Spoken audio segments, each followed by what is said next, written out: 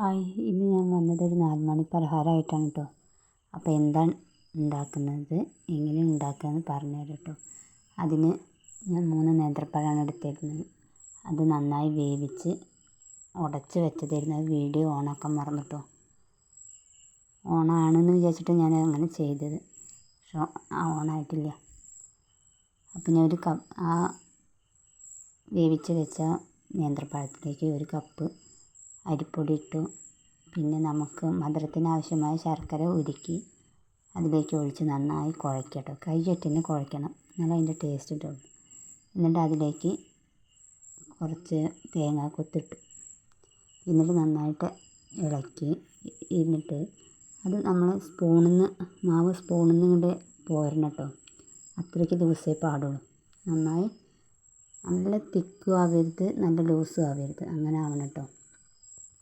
എന്നിട്ട് ഈ ഇല നിങ്ങളവിടെ എന്താ പറയുക അറിയില്ല, ഞങ്ങളവിടെ ഇലമംഗലത്തിൻ്റെ ഇല എന്ന് പറയാം. നിങ്ങളവിടെ എന്താ പറയുക കമൻറ്റ് ചെയ്യണം. ഇങ്ങനെ കുമ്പിളാക്കിയിട്ട് ഇലയിൽ നിറച്ച് കുമ്പിളാക്കിയിട്ട് കെട്ടണമെങ്കിൽ കെട്ടാം. ഞങ്ങൾ ഈർക്കലിയായിട്ടാണ് ഇങ്ങനെ കെട്ടി ഉണ്ടാക്കുന്നത് കേട്ടോ. ഇങ്ങനെ ഉണ്ടാക്കി നന്നായിട്ട് കുറേ ഉണ്ടാക്കിയിട്ടുണ്ട് അവിടെ. എന്നിട്ട് ആവിയിൽ വേവിച്ചെടുക്കണം കേട്ടോ.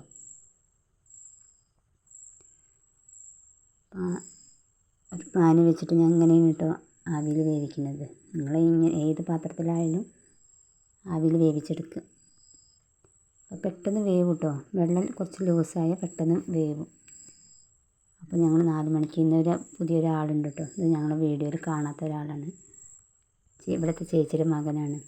അപ്പോൾ രാഹുൽ എന്നാണ് പേര്. കിച്ചു എന്നാണ് വിളിക്കുക ഞങ്ങളെല്ലാവരും കേട്ടോ. അപ്പോൾ അവന് ആദ്യമായിട്ടാണ് കേട്ടോ കഴിക്കുന്നത്. സൂപ്പറാണെന്നൊക്കെ പറയുന്നുണ്ട് എല്ലാവരും. ആദ്യമൊക്കെ എന്തൊക്കെയോ കാട്ടുന്നുണ്ട് കേട്ടോ. വീഡിയോ ഇഷ്ടപ്പെട്ടാൽ ലൈക്ക് അടിക്കുക, സബ്സ്ക്രൈബ് ചെയ്യുക.